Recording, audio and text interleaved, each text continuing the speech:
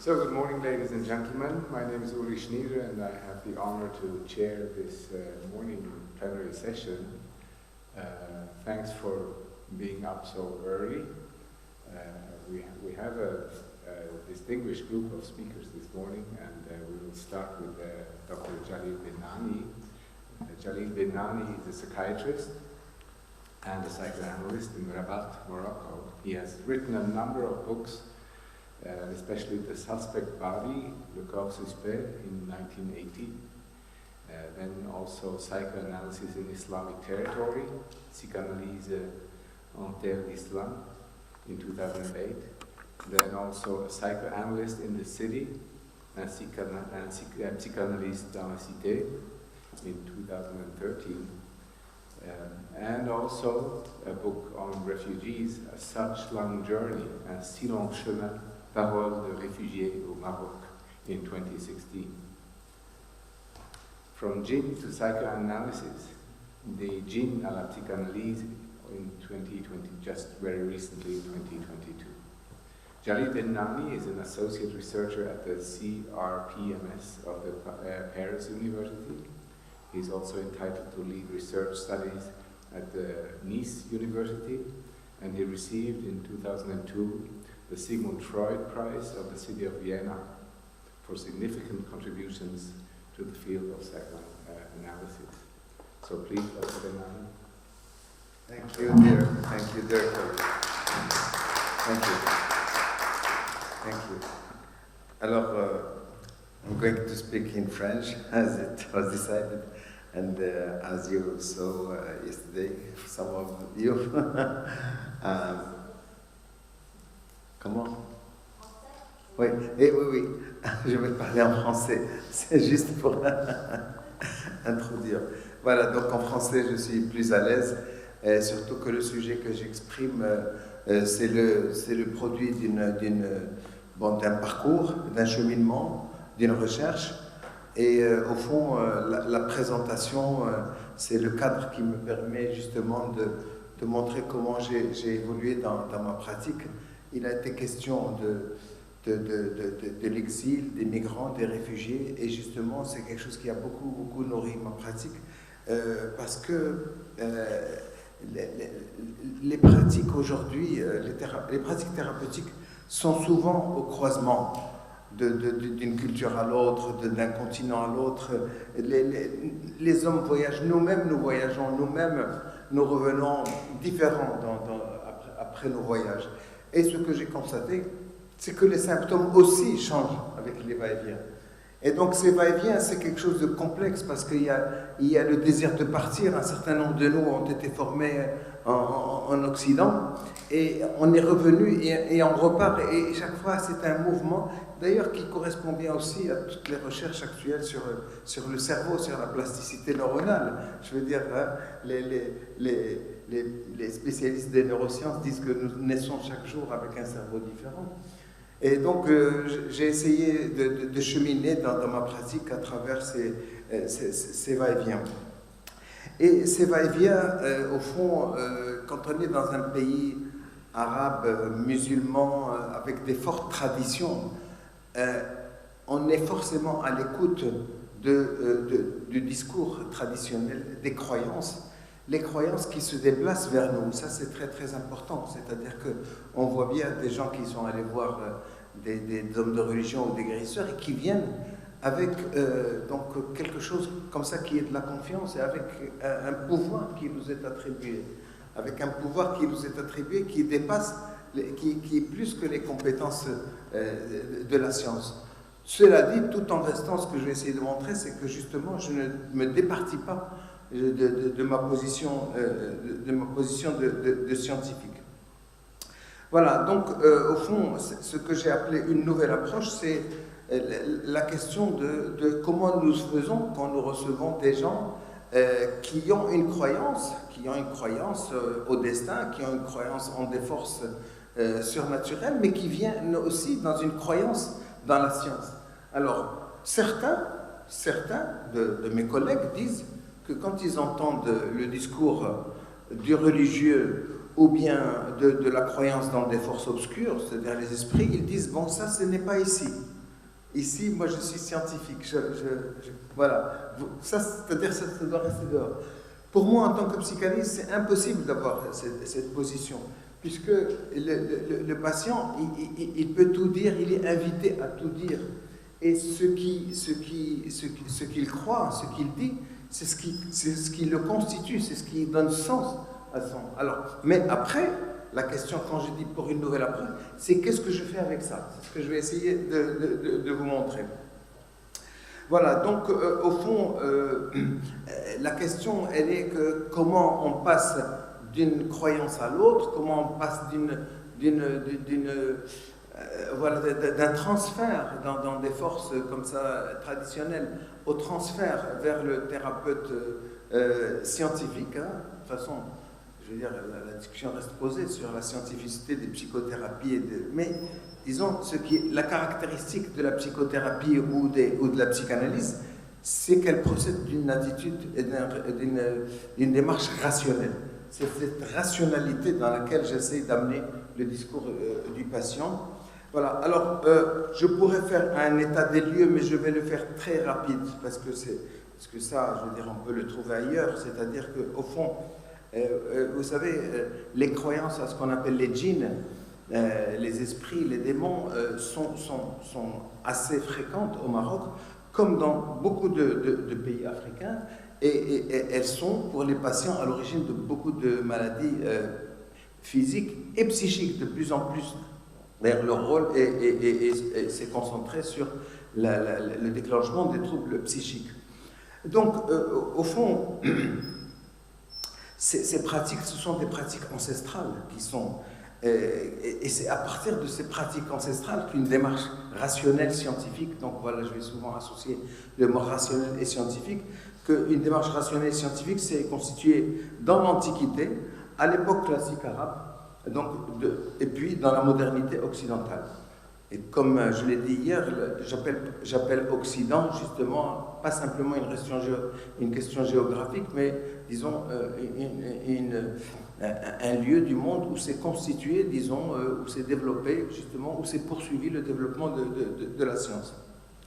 Alors les djinns, la magie, la sorcellerie, la religion, je me base assez souvent sur les travaux des grands anthropologues comme Lévi-Strauss ou Marcel Mauss, qui insistent pour dire qu'au fond, ce qui nous importe, c'est l'efficacité symbolique, c'est-à-dire ce qui se passe une fois que, justement, un magicien a accompli justement ses actes, ou bien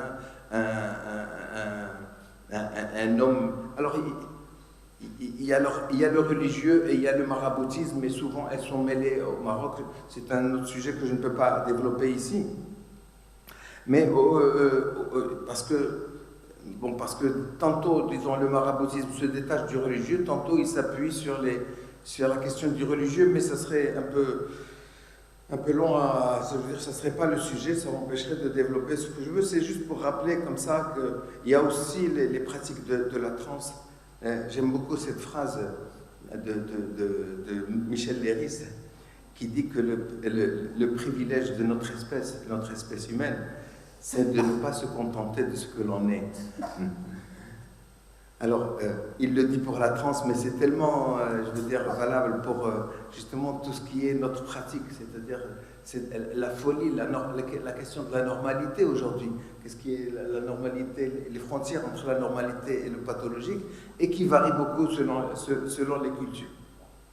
Bon, alors, je vais très vite. En ce qui concerne les pratiques contemporaines, écoutez, vous savez, au Maroc, nous avons été, en tout cas, notre génération, par exemple, pour ne citer que Driss Moussaoui et puis d'autres, Mehdi Paez qui n'est pas là, et d'autres de notre génération, nous avons été formés quand même à une psychiatrie classique où il y avait des grands débats, des grands aliénistes d'abord, qui étaient Pinel, ensuite avec l'école de Francfort, avec aussi avec Kreplin, etc. et Bleuler. Et à Paris, il y avait en particulier le tenant de la psychiatrie psychodynamique qui était Henriet, voilà, qui a ses travaux très importants, et avec une importance justement une importante présence de la psychanalyse dans cette réflexion. Je dois dire que ce n'est pas simplement une nostalgie, c'est que pour moi c'est très opératoire, parce que non seulement ce sont des grands débats qui donnent un sens et qui ont existé dans les deux premières versions du DSM qui se référaient à la psychanalyse et qui malheureusement, à partir du DSM-3, a tourné le dos à la psychanalyse. Bon, je critique le DSM, c'est bien connu, mais en même temps, bon, je veux dire, c'est une donnée statistique dont il faut se servir, mais il ne faut pas passer à côté de cette richesse, disons, de ce qu'a été la psychiatrie et une psychiatrie humaniste que l'on aimerait beaucoup retrouver. Alors, donc, au Maroc, nous avons été imprégnés de ça, et maintenant, bien sûr, c'est comme dans beaucoup de pays du monde, il y a la dominance du DSM. En ce qui concerne les psychothérapies, et c'est là que j'y viens, je veux dire, il y a trois grands courants. Il y a la thérapie cognitivo-comportementale, la psychanalyse, les thérapies familiales, bon, qui sont assez faibles. Je veux dire, la psychanalyse, elle a pris dans le pays, elle existe. Le Maroc, je l'ai dit hier, le Maroc fait partie des 3 pays du monde arabe où la psychanalyse existe. Et aujourd'hui, vu le contexte marocain, d'une stabilité, d'un développement vraiment intéressant de la psychiatrie, de la jeunesse aussi, on peut dire que la psychanalyse a de bons jours devant eux. En tout cas, je suis un militant de la psychanalyse au sens de ce qu'elle apporte dans, justement, non seulement la psychopathologie, de ce qu'elle apporte dans la compréhension profonde de l'être humain, dans ce qu'elle souligne de l'universalité des mécanismes psychiques, dans leurs particularités culturelles. Alors, bon, évidemment, ces 3 grands courants reposent sur les mêmes postulats épistémologiques qu'en Occident. Et donc, si on s'arrête là, ben, je n'ai rien à apporter plus que ce que j'ai fait jusque-là, ou plus qu'un simple inventaire. Non, je suis arrivé à un moment où je veux montrer comment, au fond, je me place dans ce contexte, c'est-à-dire comment, au fond, nous héritons. Nous avons un héritage pluriel, nous avons un héritage de notre formation, mais nous avons un héritage de notre éducation, et nous avons un héritage, justement, de ces pratiques ancestrales. Donc, si j'en reste juste à ce qui est acquis dans mes études, eh bien, ça ne suffit pas. Donc, moi, la question, c'est qu'est-ce qu'on transmet? Et la transmission, aujourd'hui, c'est pas juste ce dont on hérite. C'est-à-dire, c'est ce qu'on hérite du passé, mais ce qu'on apporte, comment on se situe dans le présent. On le voit très très bien avec les jeunes. Les jeunes, bon, ils peuvent avoir des valeurs des parents, de leur éducation, mais ils sont aussi dans un monde où des choses évoluent et où ils ont des choses à prendre nouvelles et à apporter. Alors, donc voilà. Alors, on a une coexistence du discours des croyances et du discours de la science. Voilà. Et aujourd'hui, on parle beaucoup du Maroc en disant tradition et modernité. Alors, tradition et modernité, c'est au fond, voilà, ces pratiques-là, pour nous, ça existe dans la culture, ça existe dans les musiques, ça existe dans l'architecture, ça existe mais pour nous, qu'est-ce que c'est? Donc pour nous, si vous voulez, c'est la question des interactions entre les différentes les pratiques, quand des gens continuent à aller voir des hommes de religion. D'ailleurs, il y a une pratique qui est développée avec tout ce qu'elle comporte, évidemment, de dérives, de charlatanisme, d'obscurantisme, qui est la ruqya, qui sont des méthodes si vous voulez, qui font référence à des lectures coraniques et qui sont appliquées soit d'une façon honnête par l'homme de religion, qui ne nie pas la science, soit par des charlatans qui empêche qui dévie et qui déconseille les pratiques scientifiques. Bon, ça c'est quelque chose comme ça qui est très, très présent. Alors, il y a une chose qui est très, très importante déjà pour dire que si on parle de tradition et modernité, on a tendance à dire que les pratiques traditionnelles sont irrationnelles et les pratiques modernes sont contemporaines. Alors, je m'inscris en faux par rapport à cette opposition, juste pour dire que d'abord, à l'intérieur des pratiques traditionnelles, il y a des pratiques qui peuvent donner lieu à des techniques, à des découvertes rationnelles. Je cite ici, je l'ai dit, et je veux citer Marcel Mauss, qui rappelle que la magie a pu donner lieu à des découvertes scientifiques. Marcel Mauss, je le cite, je ne dirai pas mieux que ça. La magie se relie aux sciences. Elle n'est pas simplement un art pratique, elle est aussi un trésor d'idées. Il rappelle que les magiciens, alchimistes, astrologues et médecins ont été en Grèce et ailleurs les fondateurs et les ouvriers de la science. Voilà, l'astronomie, la physique, la chimie, l'histoire naturelle. Donc, si on dit que tout ce qui est traditionnel n'est pas rationnel, n'est pas irrationnel, pardon, nous allons être confrontés à deux ordres de rationalité. C'est comme ça que je verrai les choses. Deux ordres de rationalité. L'une, elle est mythique, c'est un héritage ancestral, et l'autre, elle est scientifique. Donc nous avons deux. Et ce sont deux ordres de rationalité, mais si vous voulez, qui sont incommensurables, qui ne se juxtaposent pas. Donc, qu'est-ce que je fais, moi, avec ces deux ordres de rationalité? Donc, ces deux rationalités qui opèrent dans un va-et-vient, au fond, comme je disais au début, d'un lieu à l'autre, du guérisseur, du magicien, au psychiatre, au psychologue et au psychothérapeute. Alors, en étant à l'écoute d'une double approche qui intègre l'apport des pratiques et des connaissances non occidentales, au fond c'est ça, parce que c'est ce que je disais dès le début, pour ne pas rester juste aux concepts occidentaux, comment intégrer les pratiques et les connaissances non occidentales avec celles de la psychiatrie, de la psychanalyse, des psychothérapies. En les confrontant, je peux analyser d'une façon raisonnée les empirismes et les théories qui se sont succédés. C'est-à-dire, et là, je viens à la question fondamentale, au fond, quand un patient allant voir un praticien traditionnel et vient voir l'homme de science dont je suis, le positionnement à l'éthique dont je suis paré, eh bien je dis d'abord qu'il y a un transfert de croyance. Et on l'entend très bien quand les gens disent « je fais confiance à Dieu et à vous ». Voilà.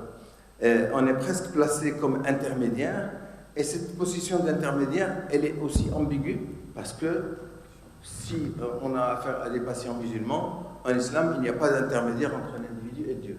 Mais le vécu du sujet, c'est son discours, et c'est ça qu'il faut écouter. Je veux dire, en ne restant pas dans le dogme. Donc, il vient me voir, et une part, disons, de toute puissance, de fantasme, elle est accordée justement aux psychothérapeutes, aux psychanalystes que je suis, comme c'est le cas de tous ceux qui passent d'un lieu à l'autre. Alors, dans ce transfert de croyances, je dis, voilà, il y a eu une rupture épistémologique. C'est-à-dire que, au fond, quand on vient me voir, il y a quelque chose qui n'a pas opéré chez le médecin, chez le praticien traditionnel, et qui va venir chez moi, parce que quand il me dit « je suis fait confiance à Dieu et à vous », à ce moment-là, il sait que moi, je n'ai pas le pouvoir d'intercéder, mais j'ai le pouvoir de le questionner lui en tant qu'individu. Et c'est ça ma démarche, c'est-à-dire que la rupture épistémologique, c'est quoi? C'est dire que voilà, ce qui m'arrive ne vient pas du ciel, mais est inhérent à l'individu. C'est ça mon positionnement. C'est là que je suis à l'écoute, mais que je ne suis pas celui qui dit oui, allez voir le thérapeute traditionnel. Jamais je le dis. Ils n'ont pas besoin de moi. C'est là que j'ai été critique par rapport à une certaine ethnopsychiatrie qui dit allez voir le marabout, etc. S'il vient me voir, c'est qu'il vient pour autre chose. Et à ce moment-là, je chemine avec lui. C'est très important. Je chemine pour une prise de conscience de ce qui lui arrive, au lieu de dire c'est le voisin qui m'a attaqué, c'est ma femme qui m'a ensorcelé, c'est quelque chose d'un esprit, c'est qu'est-ce que vous avez fait, qu'est-ce qui vous est arrivé, quelle est votre implication. Bon, c'est un long cheminement, et le cheminement peut aller dans un temps court, mais peut aller assez loin. Donc tout dépend du cheminement. On sait bien qu'une cure, elle peut être une cure psychothérapique de quelques mois, quelques semaines ou quelques années. Donc moi je reste dans ma position, c'est ça que je suis dans ma position. Alors je veux rappeler justement, parce que j'ai parlé de l'histoire, au fond, la question des ruptures épistémologiques, c'est une longue histoire. C'est une histoire d'abord qui a commencé, vous savez, après les Grecs, elle a commencé avec les médecins arabes, parce que les médecins arabes, comme qui étaient des savants et qui étaient des philosophes, comme Ibn Rushd et Al-Razi, Riz Moussaoui les a cités, ils ont apporté des explications rationnelles à la maladie. Ils étaient à la magie, pardon. À la magie. C'est-à-dire qu'ils ont lutté contre les forces obscurantisme en disant ce qui se passe, c'est l'influence des astres sur les individus. Même si c'est faux aujourd'hui, la question, elle est qu'ils avaient une démarche rationnelle scientifique. Et c'est ça la science. La science, c'est un mouvement. Vous voyez ? Et parce que c'était des astrologues, ils étaient très portés. Bon. La deuxième rupture épistémologique, c'est là pour moi, dans mon raisonnement, c'est la première. La deuxième, c'est la psychiatrie classique européenne dont j'ai parlé, parce que justement, elle a sorti les hystériques du champ des sorcières, etc., pour nommer la maladie. Les psychiatres classiques ont nommé les maladies et ont apporté des classifications sur le modèle médical. Et à partir de là, c'est une autre rupture épistémologique. Ce n'est pas les sorcières, ce n'est pas l'envoûtement, c'est une maladie. Donc on passe là aussi des causes externes aux causes individuelles. Troisième rupture épistémologique, pour moi, c'est la psychanalyse. Parce que dans la psychiatrie classique, si vous voulez, on décrit, il n'y a qu'à voir quand ça a commencé avec Charcot, quand il faisait les présentations de malades, on décrit et on démontre. Donc, si vous voulez, il y a quelque chose de l'objectivité dans la maladie. Il y a des schizophrènes, bon, mais chaque schizophrène a sa personnalité, a son histoire. La psychanalyse, elle a apporté un tournant en se centrant non pas sur l'objectivité, mais la subjectivité. C'est-à-dire, je suis à l'écoute de quelqu'un dans son histoire, dans ses conflits.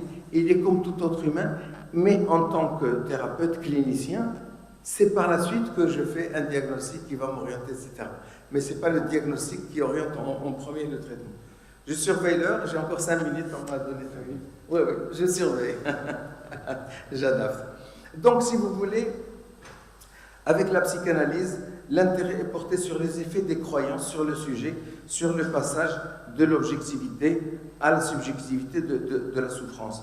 Et c'est dans ce sens, si vous voulez, que j'ai dit que en face à face ou sur le divan, le patient est invité à dire tout ce qui lui vient à l'esprit et au fond, l'avancée du travail, elle dépend de beaucoup de choses.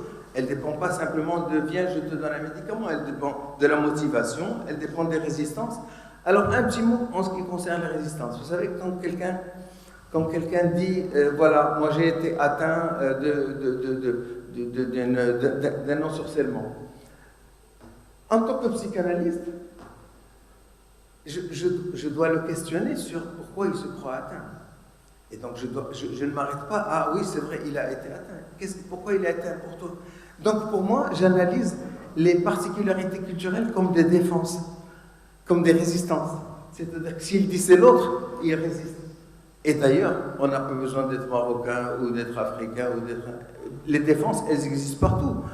Sauf que là, ça prend un habillage culturel. Donc les particularités culturelles sont analysées comme des résistants. Voilà, donc si vous voulez, j'ai fait rapidement comme ça le parcours au fond de la constitution du savoir, de la démarche scientifique, de, disons, l'apport de la psychanalyse dans un contexte comme ça historique où il y a eu une richesse des débats, des avancées théoriques, etc.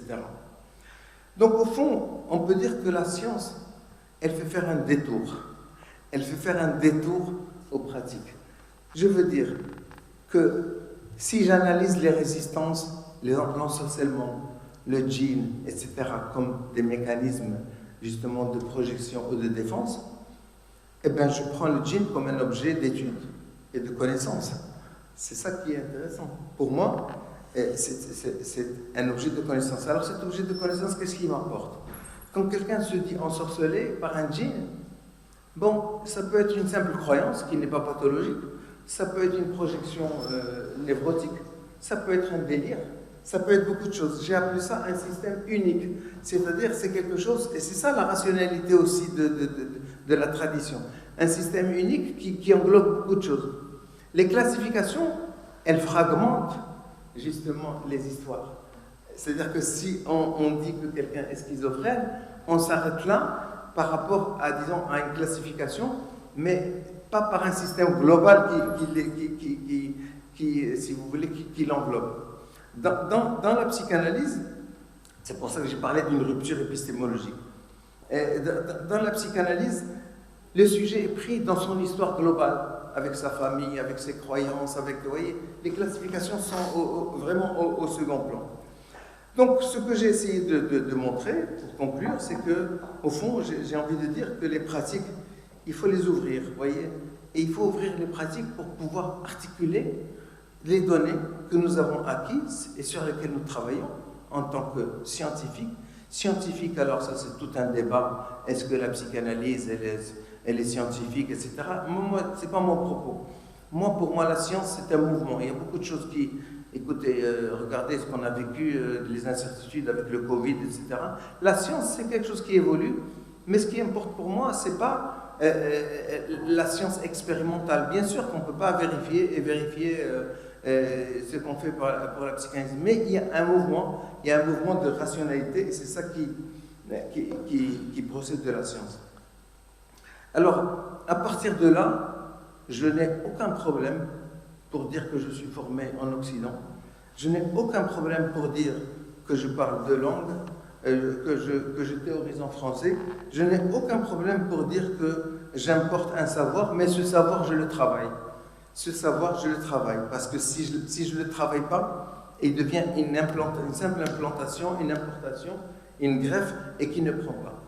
Donc c'est ce travail, parce que les théories, elles naissent, elles évoluent dans le temps, et c'est ce que j'ai essayé de montrer si vous voulez, dans le mouvement de la science, parce que les traditions sont elles-mêmes nourries des apports. Même les traditions. La tradition aujourd'hui, quand on parle de tradition, ça ne veut rien dire. La tradition, elle n'est pas pure, elle n'est jamais pure. Je veux dire, les traditions sont toujours travaillées par différents apports. Et aujourd'hui, dans le monde mondialisé que nous vivons, la tradition pure, elle n'existe pas. Vous voyez?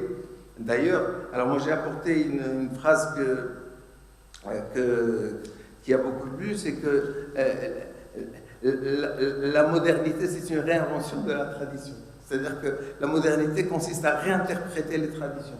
Quand vous voyez, vous savez, aujourd'hui, on a des musiques dans Aïssaouira où il y a des gnawa, vous avez des tribus dont on ne connaît pas le début ou même les langues qu'ils parlent, et quand on voit qu'elles sont associées au jazz, etc., dans les cuisines, dans l'architecture, etc. Donc, vous voyez, il y a des formes, il y a des pensées modernes dans la tradition, comme il y a des traditions aussi scientifiques, et il y a une réinterprétation et une articulation permanente. Et c'est ce que j'essaie comme ça de penser dans ma pratique. Merci. Modernism is a reinvention of tradition. Very nice. Thank you. Thank you so much. Thank you. Benani, for your talk. Thank you. And we move on to our next speaker. Thank you so much. Our next speaker is Tom Craig. He is unable, for medical reasons, unfortunately, he's unable to be with us, but he sent a video, and we are jointly viewing this video and listening to what he is going to tell us. Tom Craig is Professor Emeritus of Social Psychiatry at the Institute of Psychiatry, Psychology and Neuroscience at the King's College in London. He qualified in medicine at the University of the West Indies. Thank you. So he qualified in 1973 and trained in psychiatry at Nottingham, UK.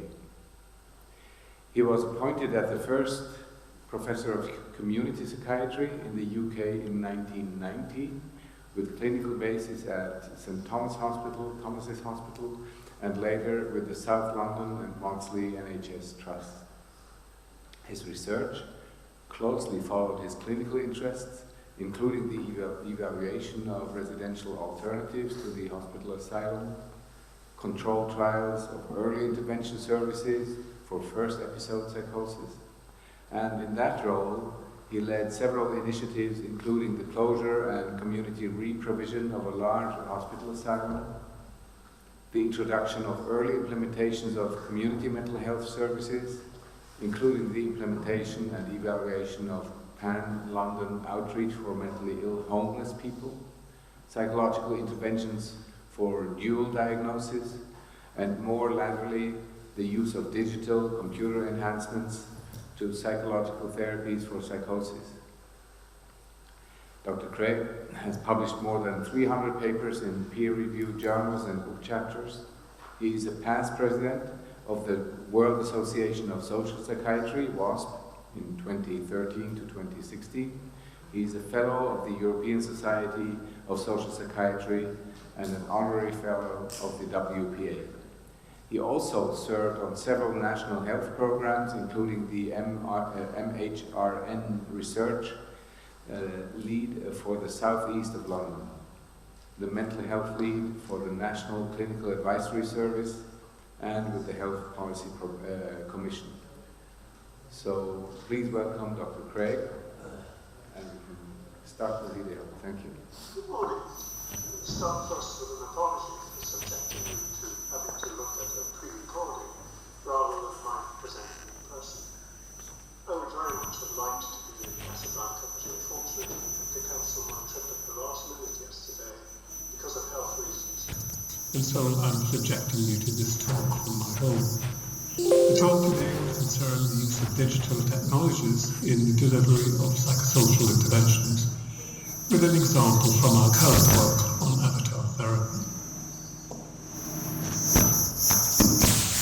Of interest, I am the Emeritus Professor of Social Psychiatry at King's College London and an honorary consultant psychiatrist at the Maudsley Hospital. The funding for the research programme I'm going to be talking about comes from the Wellcome Trust, and I have various honoraria from pharmaceutical companies as described below. What I'm talking about today is the use of computer simulations as an adjunct to delivering psychological therapy. Virtual reality, for example, uses a computer simulation to create a virtual world with varying levels of immersion and realism, into which the patient can enter and participate and interact with other characters within, or avatars within, that environment.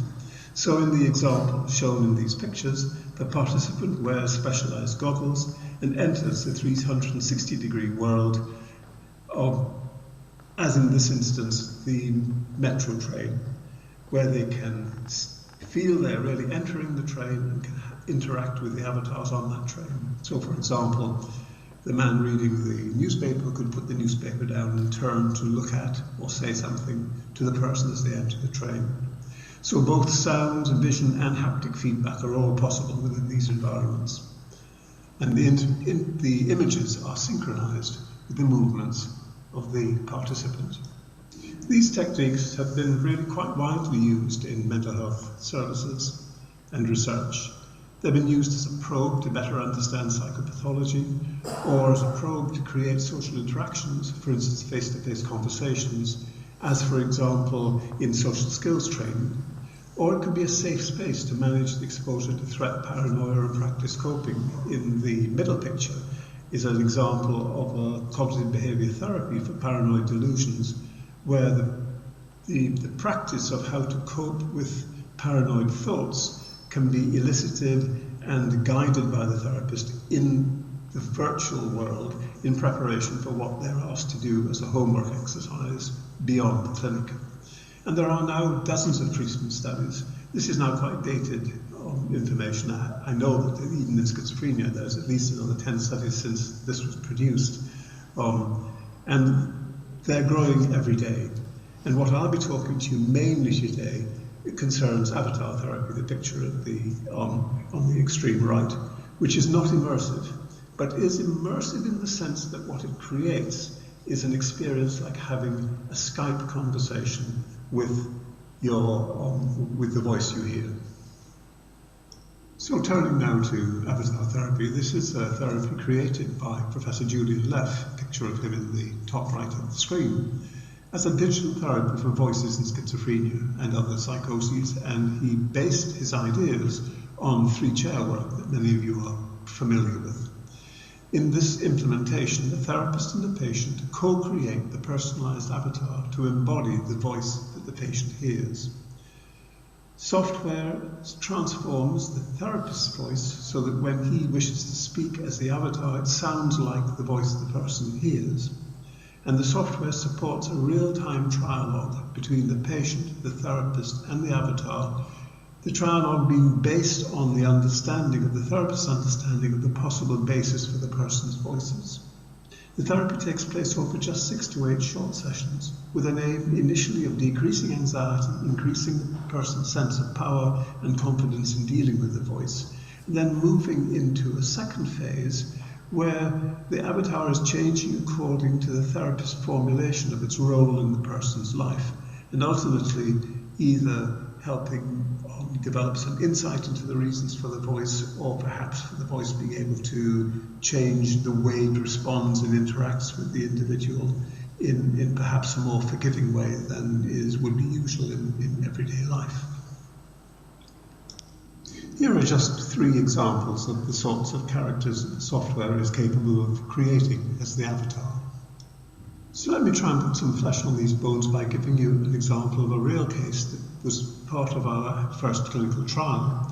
I should say this gentleman has given us permission to use this material. He's a 52-year-old man. He suffered from paranoid schizophrenia for more than 30 years and currently lives in supported housing.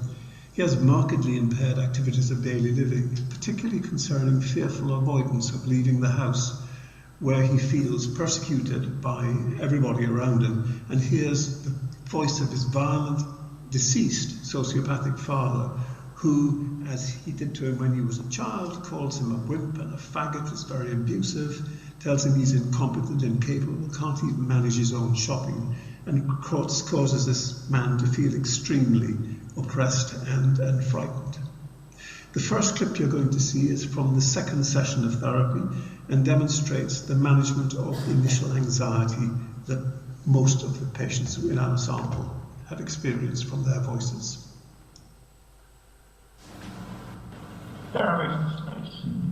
Yeah, I used to be a waste of space until I got grips with you. You haven't got me, I've got you. So sometimes you do get to me, sometimes I cut myself off from people because of this. How are you going to stop me? I have no idea. Maybe when I'm dead. Don't say that. Tell him you're going to stop him by just ignoring him and not taking anything he says to you seriously. Okay, I'm not taking you seriously. Okay, I'll take that back. Why should I listen to you? Well, why should I listen? Why you should listen to me? Yeah. Because I have a lot to say. I have a lot to say. I'm feeling more confident now. I don't let the voice try to take over my life anymore. I still think you're a wimp. I think you're just putting on a show. No show. You're just putting on a show because that's what that doctor told you to do. You don't really feel like this. I'm not putting on no show. I'm nervous. You're going to have to prove it to me, wimp. How are you going to prove to me that you're strong? I was going to press the stress button, but I thought, no, I can deal with this. I can deal with You this. didn't press the stress button. I thought you pressed the stress button. No. I can deal with you now. I can deal with you. Well, it certainly seems that you're strong today. We'll have to see if you keep that up. Yeah. That's absolutely brilliant today. How do you feel about it? Yeah, I feel quite good. Yeah, he should be. It's very strong, very good. So that's all we're going to do today. So in the next clip you're going to hear, we move on to about session 4 or 5, and at this point we're establishing a dialogue between the son and his father, in which the son is increasingly able to tell the father of the horrible things he did to him as a child, and to show himself to be a better man in many ways than his father ever was. Say to me today. I've done my shopping. Really? Yeah, I've done my shopping. And you didn't leave me with you? No. I was determined. I was there at 8 o'clock or 9 o'clock in the morning. I can't remember now. But I was there early. Yeah. You didn't get the sweats? No, I didn't get the sweats, no. You went right through with it? You just go? Yeah, right to the cashier and paid the money and bagged it all up and just walked out. I must have got it wrong about you. You're really a strong man now. Yeah, I always have been, but I can't do nothing with you rattling around in my head. I see. I thought I was helping you, but it's No, you I didn't made it help. worse. I just wanted you to be strong. You are. Yeah, I'm feeling that way. You're a lucky man. Why am I lucky? Well, people like you. Well, it's the things you used to do. I mean, you go around beating up someone's son, someone's dad, son's dad, and you wonder why people hated you. Yeah, but I didn't want people to be walking all over me and the family. It's the wrong way of going about it. You just, it's no need, the violence you should leave for people who are violent, you know. Yes, I'm beginning to think I got that wrong. You seem to be stronger than I was. We should have had this talk earlier. So as I mentioned, that patient came from our first randomized controlled trial of avatar therapy. This was a trial that had 150 patients, mainly suffering from chronic psychosis, an average duration of illness of some 20 years, average age of 43, 2/3 men, and about 2/3 from ethnic minorities, which matches the area in which our clinical services were being provided. And they were randomized to receive either avatar therapy or a supportive counselling intervention. And at 3 months, the outcomes were very dramatically different. So the avatar therapy had superior outcomes in terms of both frequency and distress. It was statistically significant at the 3-month point. And those benefits were maintained in the avatar group, though at 6 months, because of the gradual improvement, as you can see in the blue supportive counselling, the endpoints were no longer statistically significant. But I think the message was quite clear that the avatar improvements didn't rebound at the end of the period. They were held across time. Since then, we're now just coming towards the close of our second randomized controlled trial. This was a multiple site study for universities, 8 NHS trusts with 345 participants. And here we're really aiming at optimizing the treatment, implementing it in routine care, training a cohort of therapists to take this forward in the future, and an attempt to establish cost effectiveness of the intervention. In this study, we're comparing 2 versions of the avatar therapy, the brief that you've seen and I've talked about earlier, but also an extended to 12 sessions, as we felt that often the more formulaic dialogue part of the intervention required longer time than we were giving it in just 6 sessions. And we'll be exploring mechanisms and the real-world impact using event sampling methodology to see what the ongoing experience of voices on a daily basis is following therapy. So as I mentioned, we're just coming to the end of this study. During it, we have developed and implemented a remote form of the therapy that we can deliver by Zoom and Teams. We've recruited now to target 345 participants, and the results are due out in the autumn of this year. Of course, we've also discovered, not surprisingly, that this therapy isn't for everyone. About 1/5 of those we approach decline it before even getting as far as making the avatars. But once in the trial, they're very acceptable levels of therapy completion, higher than 75%. And that is similar to our first trial, certainly no worse than the first trial.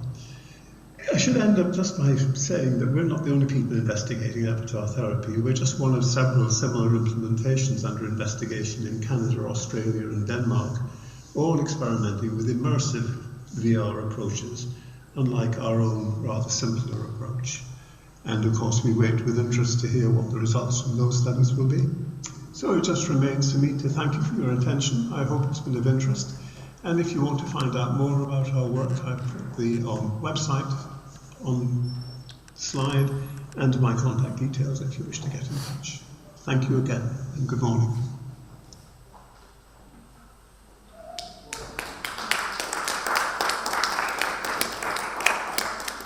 Thank you, Dr. Craig. Thank you to London. You probably don't hear us, but thank you.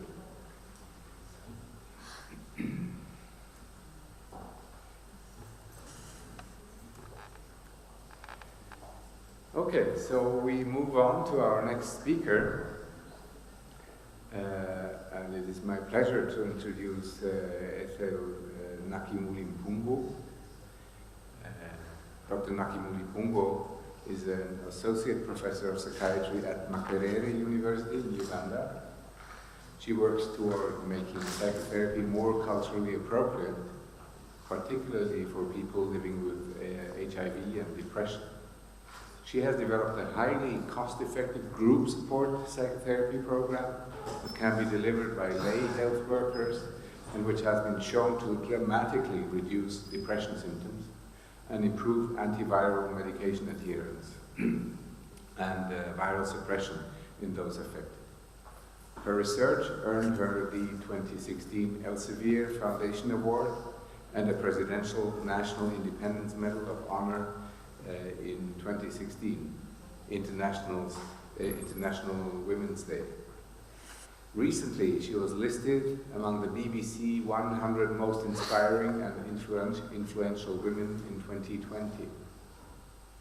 Dr. Nakimuli-Mpungo completed her medical degree and Master of Medicine in Psychiatry at Makerere University in 1998 and 2006 respectively.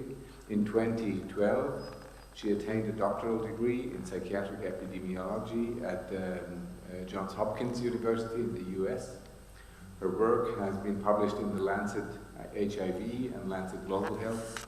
Dr. Nakimuli-Mpungo has received funding from MQ, Transforming Mental Health, Grant Challenges Canada, the United Nations Program on HIV/AIDS, United States Agency for International Development, and the Child Relief International Foundation. So we are going to listen to a very important person, Dr. Mpungo. The floor is yours. Thank you.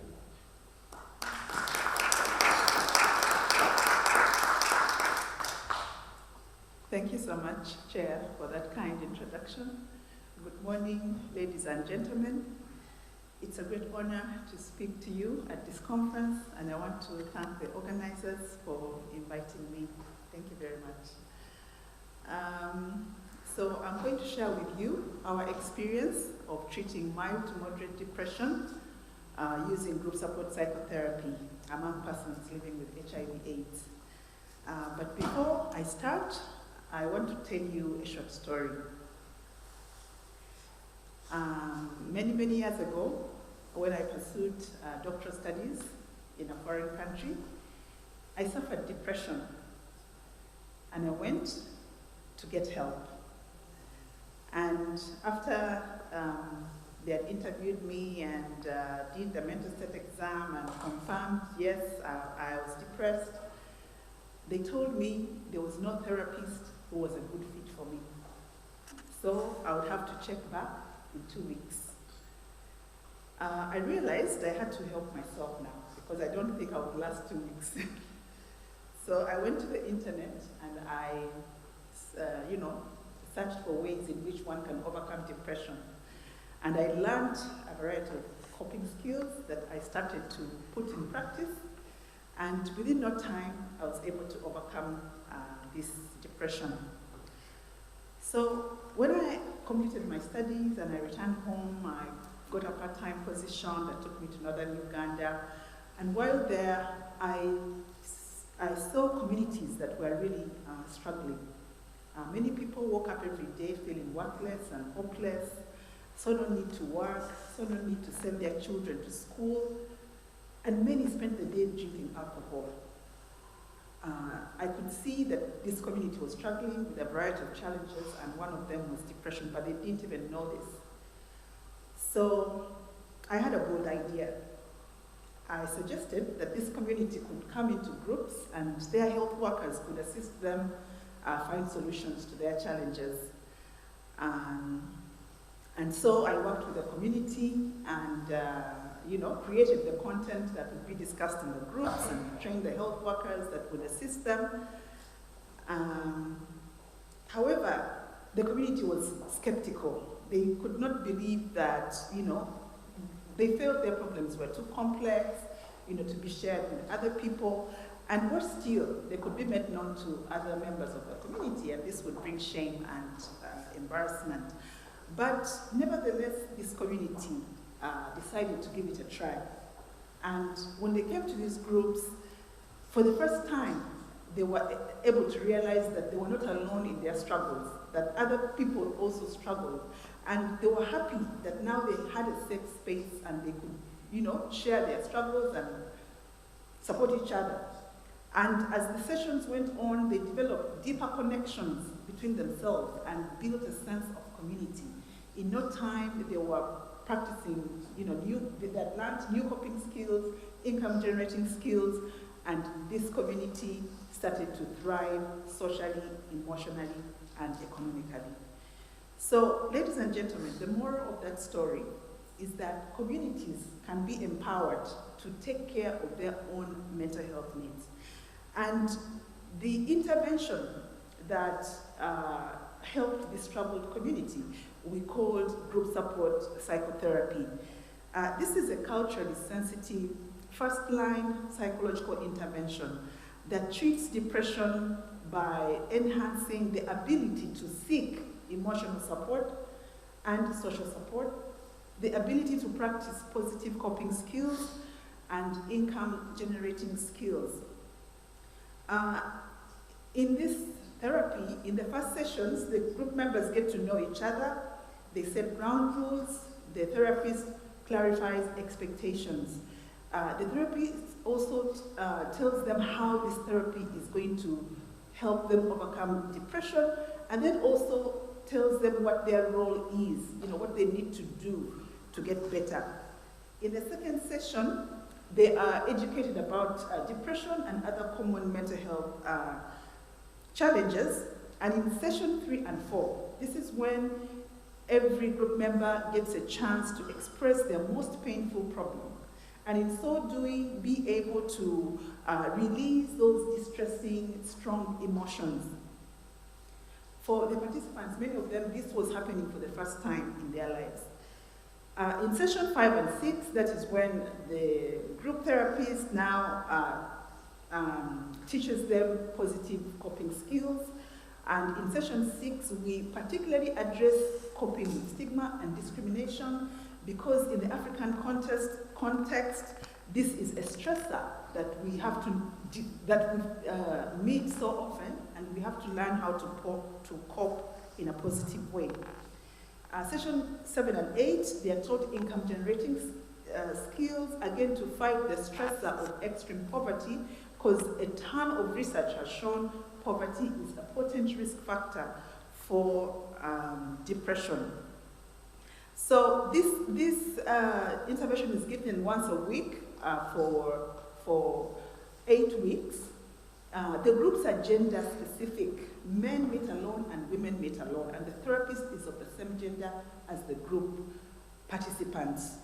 The therapy is culturally appropriate. It usually opens with a ritual chosen by the participants and also closes with a ritual. The positive skills are practical positive skills informed by social and cultural norms of that given community. So to get this intervention to a wider community, back then I contacted the Ministry of Health and a large HIV organization, the AIDS support organization, TASO, and we came together and created a mental health program called SIG-GSP. SIG-GSP stands for Social, Emotional, and Economic Empowerment through Knowledge of Group Support Psychotherapy. And this is a mental health program that trains health workers to recognize depression and respond by giving group support psychotherapy. Now, training is a key component of this program, and I want to share with you our training approach. So, at the bare minimum, we will recruit 2 health workers from a given health center. Now, this is the minimum, it can be more. And this is done across a number of health centers. And so these health workers are convened in a central location, and they're given a 5-day training.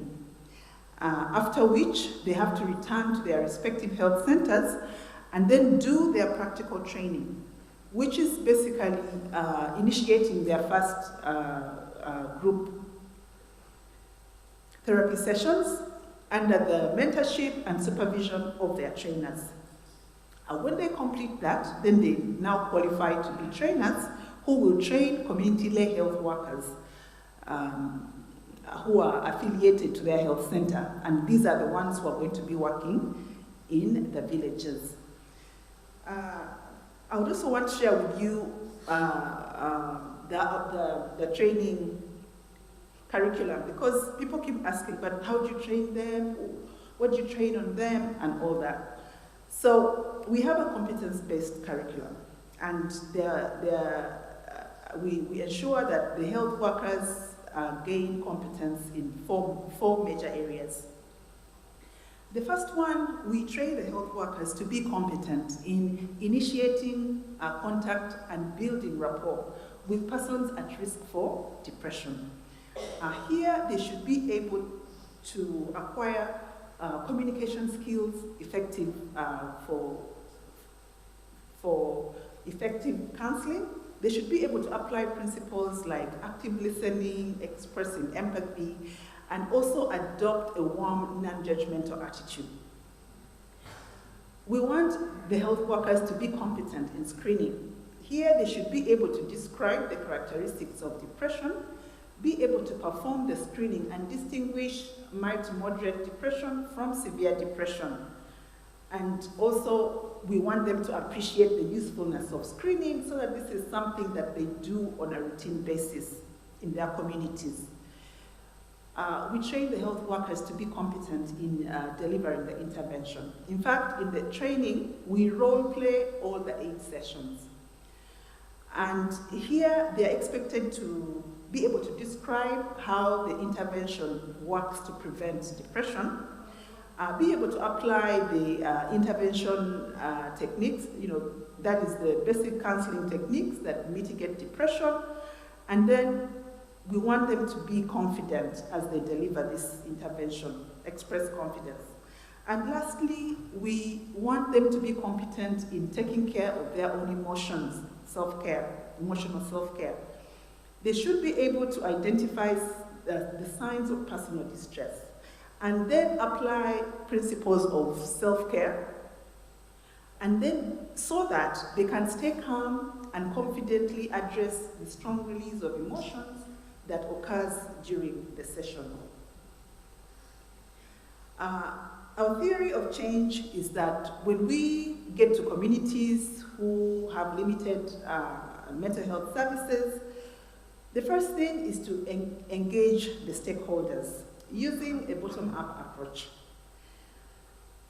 When we do this, this facilitates the selection of the identification and selection of the health workers to be trained, because not every health worker can do this. We first train the facility-based health workers, the ones that work in the health centers, and these will go on to train, mentor, and supervise the community-led health workers that are affiliated to their health centers. And then these will be working in the villages, screening, and then responding by delivering the group support psychotherapy. And the recipients of this intervention are able to practice the skills that they learned, and we have seen this to improve their ability to seek emotional and social support, their physical well-being, as well as their economic well-being. So we evaluated this in a large trial, a cluster randomized trial, and this involved 30 health centers with HIV clinics. And this map there just shows the spread of these health centers that were involved in this trial, and they're spread across 3 districts, Gulu, Kitgum, and Padang in northern Uganda. So we randomly, so these health centers were randomly assigned to have their health workers trained and to deliver group support psychotherapy. That was 15 of them, and the other 15 was trained to deliver group HIV education.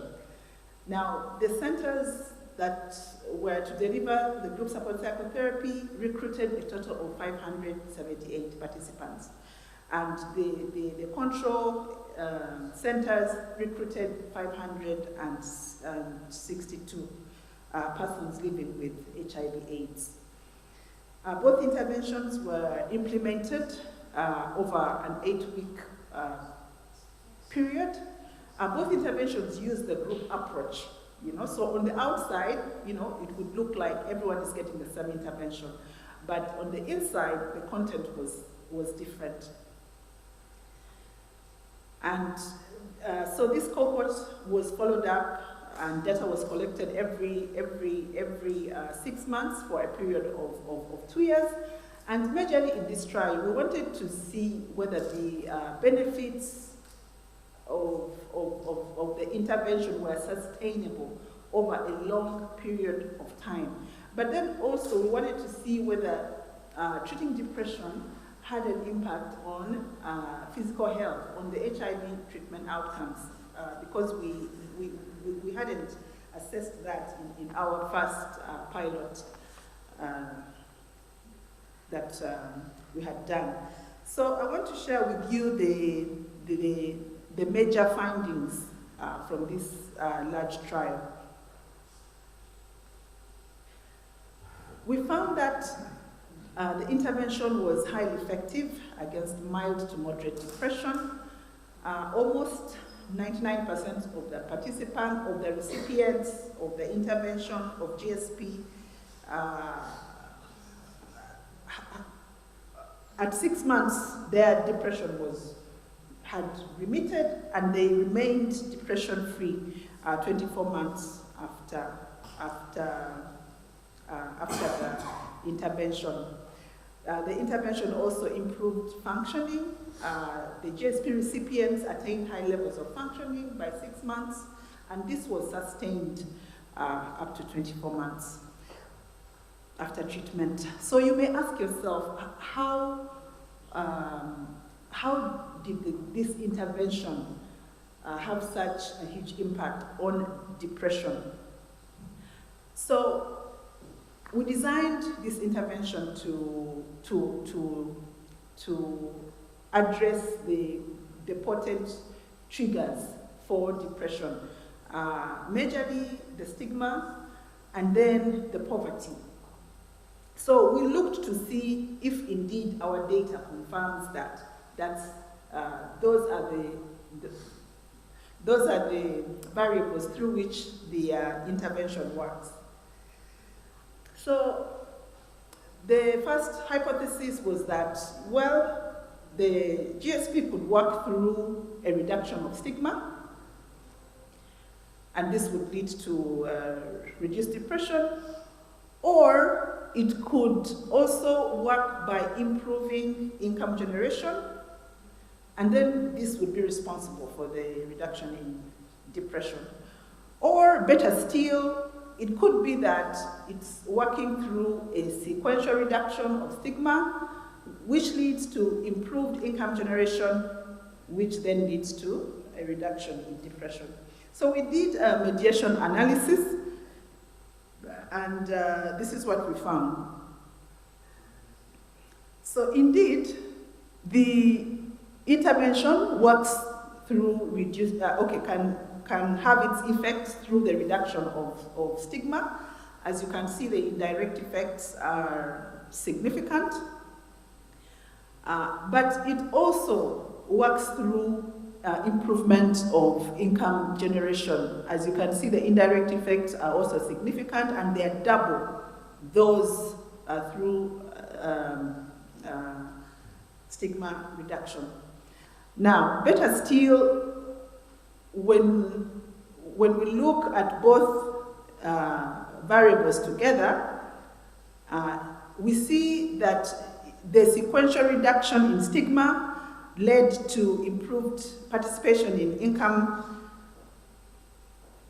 generating activities, and this led to a reduction of depression. And as you can see from the indirect effects, they are really large and they are also significant. So the synergistic interaction between stigma reduction and improvement in income generation was the major mechanism through which this intervention is working to reduce depression. So this intervention also improved HIV treatment outcomes. It improved the adherence of the participants, and it also improved the viral suppression of the participants. And again, the question is, how did this happen? The first hypothesis is that this could be through depression, or it could be through adherence. This was like the most obvious, because when you adhere, then you're better able to suppress the virus. Or better still, this is again a sequential reduction. It is the reduced depression leading to improved adherence, leading to improved viral suppression. And when we did the mediation analysis, we see that the indirect effects through depression are small but significant. The indirect effects through adherence were really small and they were not significant. And we see it is the sequential reduction in depression leading to improved adherence that led to improved viral suppression. So this shows that the depression in this cohort had to be treated, and it led to that boost in adherence, which then led to improved viral suppression. So depression treatment is part and parcel of treating persons living with HIV/AIDS if they are to get optimum HIV treatment outcomes. So in addition to those outcomes of the trial, we've also done a process evaluation, and I would like to share with you some of the process evaluation outcomes.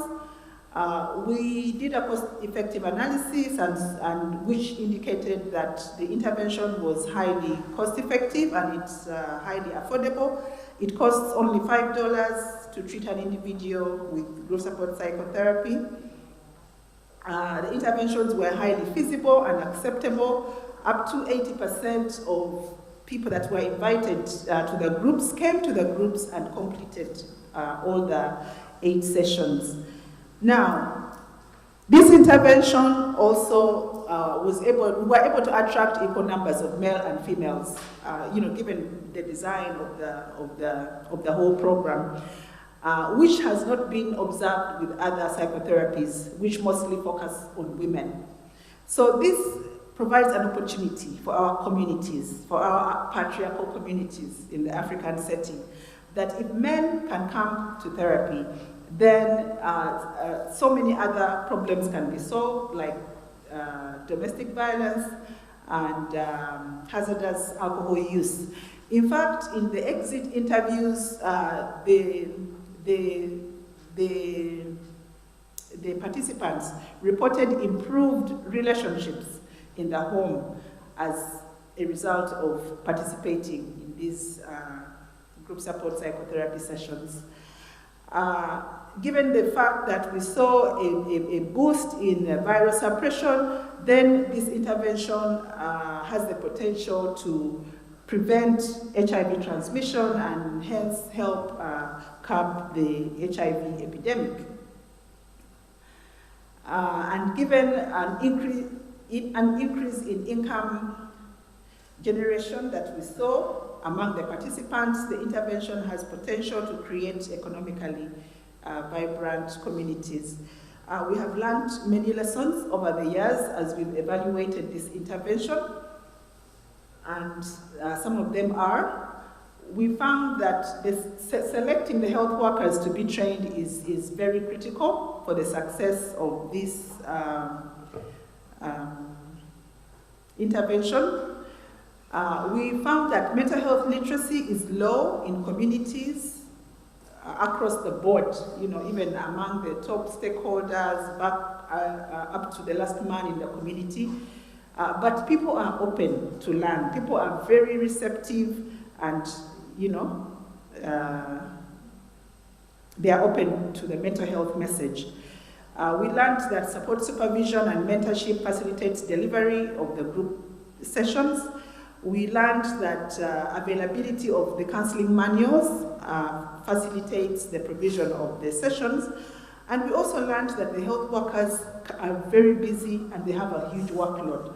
So we used a blend of online training, a few days face-to-face training, and also a lot of continuous training goes on WhatsApp forum, where we give the trained health workers audio recordings that they keep listening to, even as they do their work, so that they can get the basic mental health skills that they need to deliver this intervention. So what is the way forward?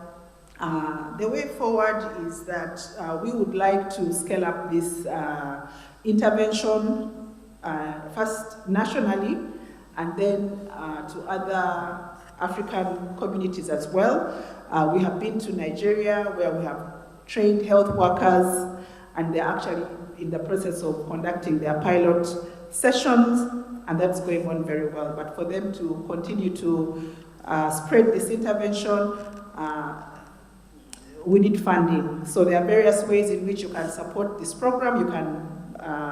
You can support as a funder. You can support as a researcher to collaborate with us to do more in-depth analysis of the data that we have, so that we understand the mechanisms of this intervention. I want to thank the funders, the organizations that have funded us over the years. And if you have any questions, I'll be available in the tea break, at lunch break, and I'm happy to answer your questions. You can also contact us through the emails on the screen and through our website. Thank you so much for your attention.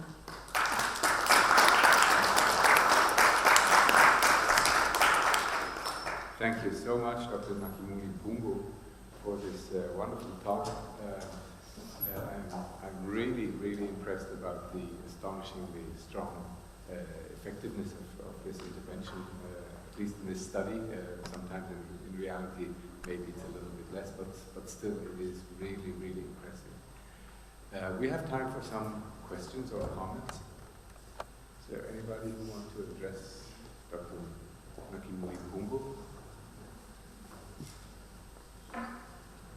While people are thinking about that, I have two small questions. I may have missed that when you talked about the methodology. How long were the group sessions, the individual group sessions? The group sessions lasted for 3 hours. 3 hours per 2 to 3 hours, and then that's 8 sessions. Yeah. Yeah, for 8 weeks. Yeah, thank you so much. And my second question would be: I assume you controlled for antidepressant medication in your sample? So the participants were antidepressant naive. All were antidepressant free? Yes. Well, that's never taken antidepressants. Even more impressive. Yeah. Any other questions or comments? Yes, please.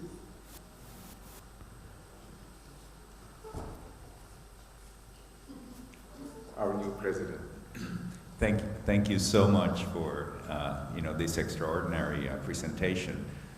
It's truly inspiring, and I think it demonstrates not only the transformative power of psychotherapy in the mind, but your results in terms of the reduction of viral load.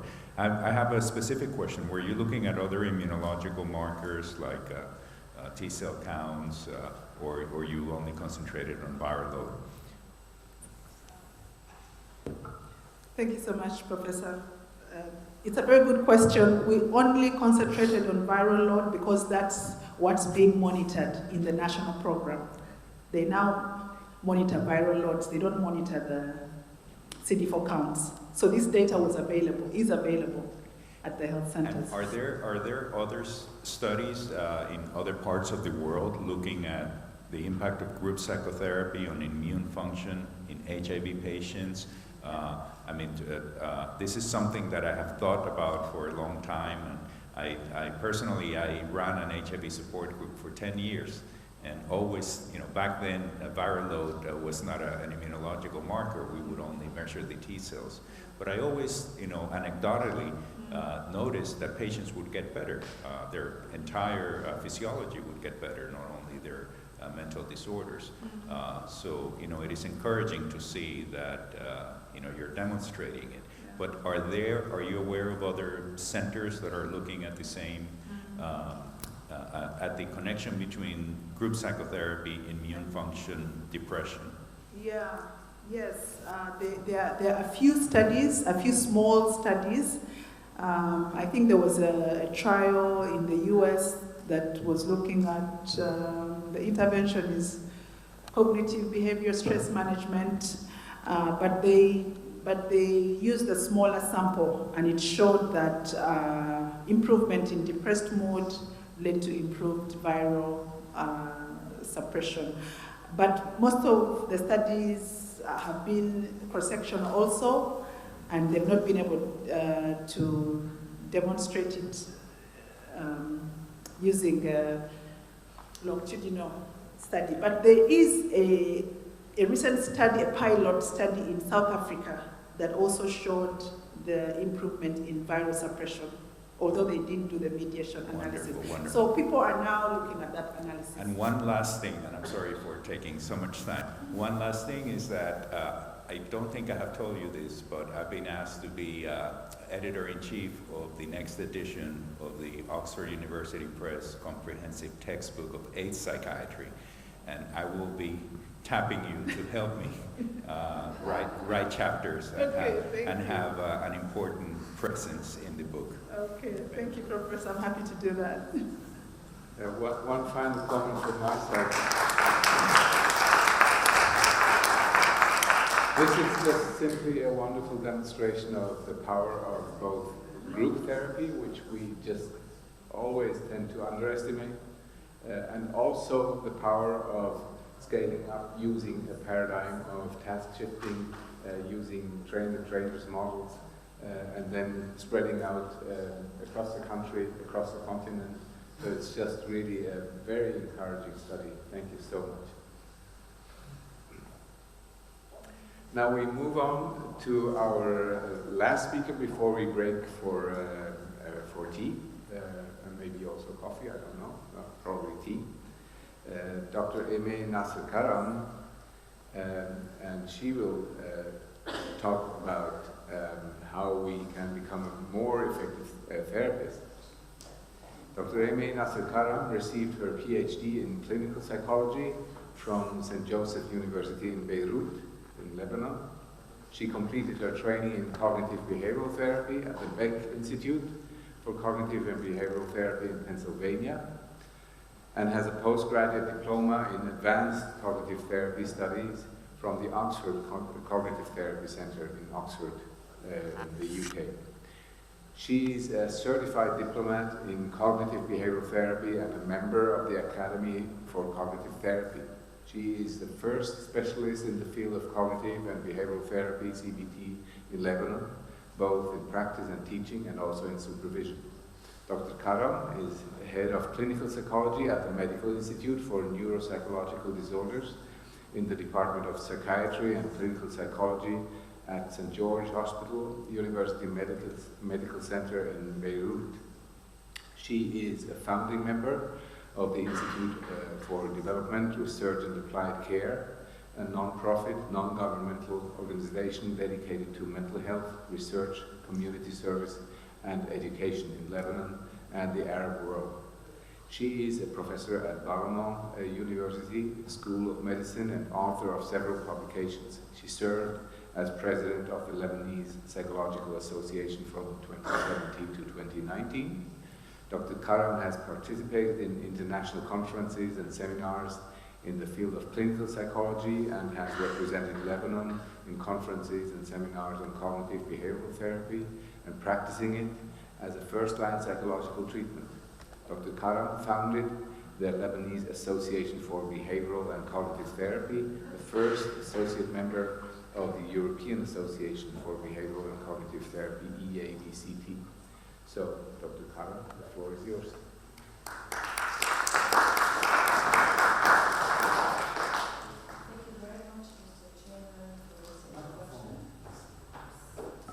Thank you very much, Mr. Chairman, for this introduction, and thank you for the organizer to invite me to give this plenary session. I will be talking today about the importance of understanding the cognitive vulnerability of depression, and of course its implication on the way we do our therapeutic intervention and how much we can prevent patients from suffering of this disorder. So the key issues of my presentation is actually what makes people vulnerable to depression, what do we know so far, implications for conceptualization, and implication for treatment.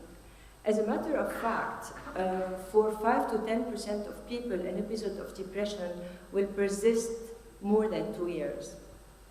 And for 20 to 25%, only partial recovery between episodes. The depression has a high recurrence, high risk of recurrence. You have 50% of recurrence after the first episodes and 70 to 80% after 2 episodes. The lifetime risk estimate of having a depression is 6 to 17%, 15 to 20% suffering significant symptoms at any time, and this is more prevalent in female than in male, with a ratio of 2:3 for female for 1 male. In most cases, recovery will occur within 3 to 6 months. However, potentially, depression is fatal. 9% of depressed patients hospitalized for suicidality eventually kill themselves. Estimated 80% of serious suicidal behavior is attributable to depression. So I'm presenting here a development model that was conceptualized by the father of cognitive therapy, Aaron Beck, and was published in American Journal of Psychiatry in 2008, that is based on the vulnerability diathesis and stressful life events. So in this schema, you can see how adverse development experiences, that can be anything, that can be even the genetic background. So this adverse development experiences is like deep poverty, like childhood adversities, any kind of exposure that can be very traumatic and important in forging and shaping dysfunctional attitudes in the way we organize our life, in the way we think, in the way we relate to things around us. And these are the concept of schemas that will determine the way we view the world. And this will be the basics of cognitive vulnerability, of the first cognitive vulnerability. And later on in life, we'll be exposed to situations that will trigger this kind of sensitivities or these vulnerabilities that will lead or express themselves into pervasive negative cognitive bias that we call in the cognitive language depression. So what are the vulnerability to depression so far according to research, literature, etc.? What do we have established so far? So we have a history of childhood adversities that is proven more and more that childhood adversities will determine the first vulnerability to depression. Negative core beliefs about self, world, future, the way we view ourselves, the way we view the world, the way we view our ongoing experience, that will also determine the hopelessness as a cognitive marker. So this idea of hopelessness as a cognitive marker can be understood through the pessimistic expectations, like when we expect the worst to happen. But not only the pessimistic expectations, is the way we see ourselves, our capacity to manage a situation that is helplessness. So when we have pessimistic expectation plus a sense of impossibility or a sense of helplessness, this would lead to maintain a hopelessness feeling.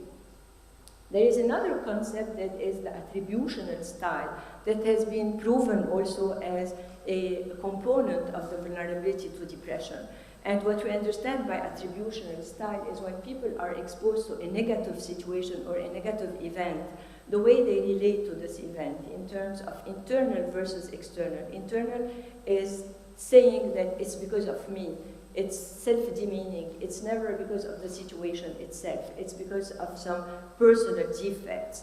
Global versus specific, the situation is affecting the whole area of my life. Nothing is good anymore, so it's not a thinking that is specific, it is global. And stable is going to stay like this all the time. It's not only time limited. Also, there is this overgeneral autobiographical memory when people have a very vague idea about their narrative, about the way they have evolved. And there is an avoidance as a dominant coping mechanism, so people don't face the situation. Avoidance in the way they face the situation. So this will not give them the opportunity or the possibility to experience something different. High level of rigidity, so if we take the dimension of rigidity and flexibility, when you have flexibility, you have the possibility to adapt better. When the rigidity is too fixed, it makes people too fixed in the way they deal with things or they behave. Clinical perfectionism, unfortunately, clinical perfectionism, that is a dimension that would help people go forward. When it becomes a clinical perfectionism, it becomes a big handicap, where when we do in reality will never match the level or the standard of perfectionism that we have imagined. The ruminative response style to depressed mood. So people start ruminating about their mood. They start, instead of being in a problem-solving attitude, they ruminate about it. They keep on thinking and thinking and thinking. And you know that rumination is very much time-consuming, but totally useless. The failure to develop a metacognitive awareness, the possibility to take like some distance from thoughts and to deal with thoughts and to relate to thoughts as passing event in the brain rather than facts by themselves. And this will lead, of course, to and will increase the vulnerability, which is the cognitive reactivity and sensitivity to low mood. So when people have experienced depression, they will develop a cognitive vulnerability or a cognitive reactivity and sensitivity to the low mood. So whenever they have bumps or something that remind them symptoms of depression, the reactivity is much quicker. So what are the implications for conceptualization as a summary? So when people have an episode of depression, it should shed light on the vulnerability concept, not only in terms of treatment and symptoms reduction, but also to have a view on their mental attitude, what is going on in the way they perceive things, they think, and the process of development here is very important, and it reminds me of the concept of multifinality and equifinality. How come that people who have started with the same, let's say, background in the process of development, they will reach the same equifinality or a multifinality, different outcome. Another one in the component of the vulnerability is the physical well-being. as we saw now, how much also the physical well-being could be related to depression. Sensitivity to negative emotions, the way people feel, not only the way they think, and the duration and impact of negative emotions. And we know that we have what we call differential sensitivity and vantage susceptibility. Some people have the impact of depression is much more important. The duration of negative events will have more impact on them.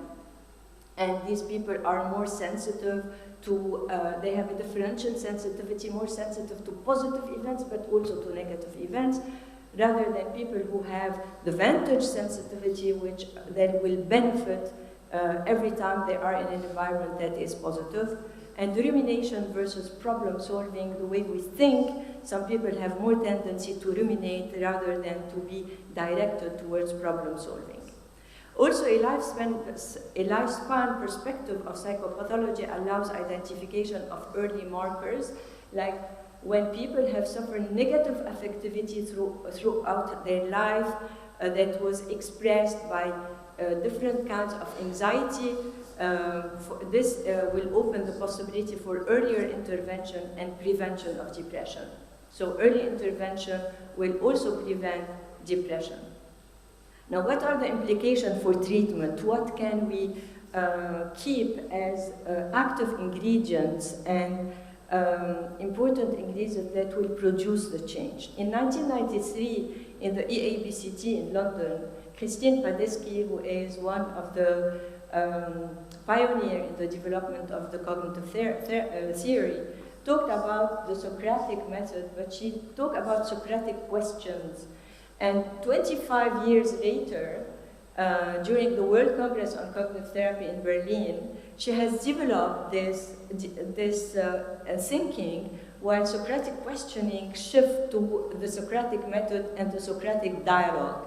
And this has an important effect on treatment, because the way we do the Socratic dialogue is it's more beneficial in patients with pronounced pessimistic bias. Why? There are 4 ingredients in the Socratic method, where you have the informational questions, but the way you get this information is by involving patients to be more active. And when we talk, for example, about empathic listening, we ask the patient to demonstrate how do they feel, how this in reality has an impact on their life, how it is showing. So patients are very collaborative, they are very present, it's very real.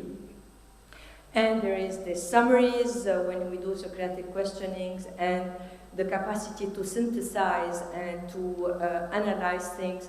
And this will lead to a guided discovery where people have an idea about the way they function and what they can change in this process of thinking and of relating to things. And it has been demonstrated that 1 standard deviation unit increase in the Socratic dialogue was associated with, on average, 1.5 decrease in the Beck Depression Inventory scores in the following session. Experienced therapists choose more Socratic dialogue than trainees, where they have trainees in the beginning, they have sometimes tendency to like to preach or to be too much didactic and less experiential. The dysfunctional attitude, this is also a component where it's important to involve in the treatment, where people with extreme positive and negative answers appear to be dysfunctional, and this dysfunctionality both diminish post-CBT treatment. And the dysfunctional attitude is when it is extreme. If I don't do well, nobody will like me. If I do a mistake, I am a failure. So these are extreme, or I should be the best. I should be, this kind of extreme attitude, mental attitude, can be like risk factors to maintain depression or to increase the prevalence of depression. Behavior activation, more and more we're seeing that behavior activation is a very active ingredient in the treatment, where you have an immediate correction of negative anticipation, keep the patients active, overcome avoidance, and test belief. So this is a very experiential way when we put people and in behavioral activation, even if it is for 5 minutes, because people with depression will talk a lot about decreased energy, decreased motivation. So if we can bring them to start this behavior activation, and through activation, through the behavior activation, they will discover things that were unexpected, and this will be a stimulation for a different way of feeling, different way of relating to things, and it will correct their assumptions, their negative assumptions. Activity schedule, having an action plan, and this is through the experiential evidence that elicited hope that things can change. So this is very practical, because we have a different experience of things, and this is what you call the lived experience, where things can be lived differently and experienced differently. And so when we have patients with severe depression, it's very important to be very concrete. So when a patient gets out of the session, you say, okay, what are you going to do now? Rather than being very engaged in vague discussion, philosophical discussion, etc. So when people are severely depressed, this is what we need to do. Of course, the therapeutic alliance is important, and it seems that it follows symptoms improvement. Like when we have important agreement on the goals and tasks of CBT within the alliance, within the therapeutic alliance, when the project or the aspiration of the patient is matching with the one of the therapist. So we don't have a project for our patient. There is a matching between their need, what they want, and what we are doing with them. It seems that adhering to the model of CBT is an important ingredient in the success of the treatment. And for patients, because it's something that it's a learning experience. So they need to use and develop the cognitive therapy skills to practice it in their life and to become a way of thinking, a way of being. So this will explain also, this learning experience will explain why when we compare, for example, medication to cognitive therapy, the effect on the long term is more significant in cognitive therapy. The strengths-based intervention is an important thing also to keep in mind. So therapy is not only about improving or ameliorating distress, but it's also developing possibilities in people. So they work with goals, with aspiration, with their strengths, what is good about them. And this is very much also clear in the CBT recovery, because we consider, like, when people have an experience with mental disorder or with something like depression, it's by itself an experience that is painful. So it's important also to have a phase that is recovery, when people reconnect with their strengths, when they reconnect with their hobbies, what they can do, their possibilities, and not their impossibilities. The third wave CBT is there, and it offers a possibility, another added value, where people access knowledge about themselves, not only through thinking, but also through sensing. And this is, and the way we relate to our emotions, like in the mindfulness-based cognitive therapy, where you have after the second or the third episode, when you have a failure in CBT, after the third episode, mindfulness-based cognitive therapy could be an alternative, where it is more not about changing the way we think, but it's more about relating to our emotions in a less dramatic way and in a more effective way. It seems that competence matter in cognitive therapy, so we know that when it is delivered by a competent therapist, it makes a difference in the outcome. Now, medication and CBT, we have an average effects of combined therapy. It's stronger than one or the other on the short term. The potential downside is when you, for some patients, when you ask them to take medication, there is this concept that I'm sick. If I'm taking medication, it means I'm sick. And this could have a possible interference with the process of learning, with how much we can access to this plasticity and this capacity to change the plasticity of the brain, the plasticity of living an experience in a different way. However, we can use a medication as an enhancer to cognitive therapy and use it as an example. So when you were on medication, how medication have helped you and how you would have reacted to the situation if you were on medication, when medication has given a positive effect. So we can use this use of medication to be a learning also experience of how we can shift things in our way of thinking. Of course, everything happens in a context. We cannot, things don't happen in a vacuum. So we need to contextualize our approach in terms of the culture we are working in terms of this very specific patient, what is depression like for this very particular person, what makes him vulnerable to depression in his own history, in his own development, what maintained the depression, what is the context present and past of this patient. Now this is the last comprehensive meta-analysis that included 409 trials with 52,702 patients, and it was published in the World Psychiatry 2023. It's led by Quijpers et al., where they found 52% of all high-quality studies were conducted in 2010 or later, and this is likely to have led to more accurate estimate of effect size. So CBT is effective in the treatment of depression with a moderate to large effect size. Its effect is still significant up to 12 months. It's as effective as other active treatment, including medication at the short term, but more effective at the long term compared to medication.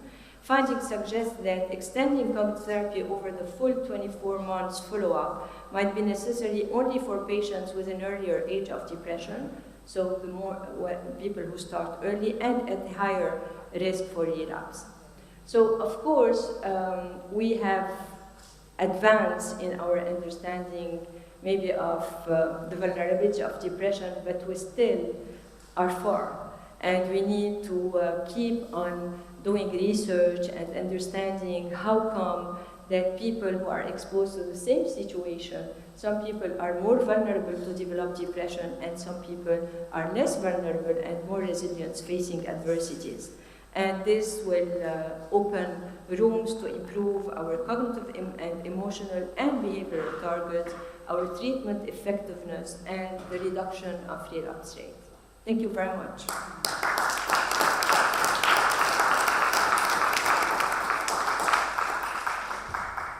Dr. Karam, thank you so much for this comprehensive presentation. And we have time for interaction, questions, criticisms, comments, additions, whatever. Please. Yes, please.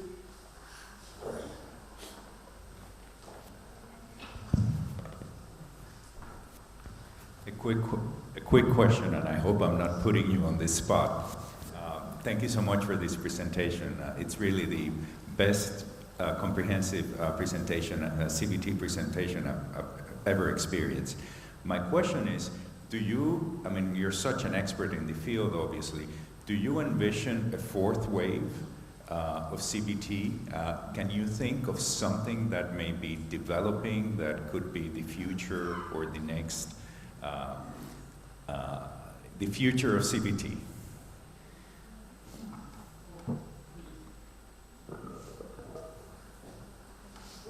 That's a hard question. Yes. Well, I think that there is certainly a room for development and advancing knowledge, coming to know better people's brain and you know how human beings function, our vulnerability, our. I don't have humbly, I don't have any vision about the future of CBT. I think that there are some parameters of CBT that were very significant, offer a very significant advancement in the field of therapy, of relating to people, of relating to psychopathology. Of course, it can be improved, but I don't know how yet, and I will not dare giving an opinion that is too primitive, maybe. Thank you. However, it is an invitation for you to think about it, and then at the next World Congress you will present the fourth wave, maybe. Professor Ferreiro. Thank you, Aimé, for this wonderful presentation. I was hearing you as a plaidoyer for CBT. It was really fantastic. My question is about alliance. How do you study alliance, the strength of alliance, and have you information about the relationships between the results and the quality of alliance? Actually, according to research and to the publication, it seems that the therapeutic alliance will improve with the improvement of treatment, with the improvement of symptoms. So this is what we know about alliance, about the therapeutic alliance. Now, of course, if you have, you know that in CBT, the way we see the therapeutic, there is no the concept of transfer or counter-transference. However, in some patients who have personality disorder or who have more difficulty in relating in the relational effectiveness, of course the therapeutic alliance need to take some more time in the beginning to adjust the relation and to be in an interpersonal effectiveness that is good enough to allow therapy to be present and to take place. So I think that it will be as a component, the therapeutic alliance will be more important in some patients to work on it in terms of interpersonal relationship and effectiveness. For the majority of people, of course, you need to have a safe alliance that will increase when the results and the quality of the therapeutic experience is better. Thank you. Any additional questions? Comments?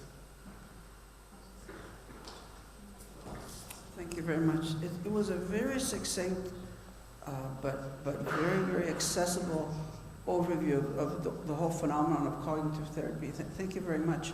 I'm very curious to know, do you think that, I know you're a psychologist, do you think that psychiatry has a psychology, and is that psychology cognitive psychology? I'm also a psychologist, by the way, and I'm very theoretically oriented, more than many psychiatrists, but that's a question that really intrigues me, is does psychiatry have a psychology? Do we need one? And is cognitive theory and therapy it? So this presenter is being grilled with difficult questions. Yeah. So you're asking me if psychiatrists have the know-how of psychology and if they have the know-how of the cognitive approach. This is your question, if I understood well? Do you believe that the psychology that we need in psychiatry is cognitive psychology or cognitive theory? I think it depends on the training that psychiatrists have, the exposure that they have, the kind of environment they are working in, the kind of department, how much there is a interplay between psychiatry and psychology. I don't think that psychiatrists are a group or a race apart. I don't see our people who are working in mental health, I don't see psychiatry and psychology. I think it's a very old debate between or kind of approach between psychiatry and psychology. I think that things are evolving very nicely, and accessing knowledge and being aware of how the human's brain works cannot but transform, people who are working in mental health, whether psychiatrists, psychologists, nurses, etc., to adopt what works finally, because it's not a matter of belief, it's a matter of science, and it's a matter of what works. So this is my opinion. Thank you very much. Thank you, Amy. We have time for one last question, maybe, or comment. So if that is not the case, let me thank you once again, Amy. Thank you.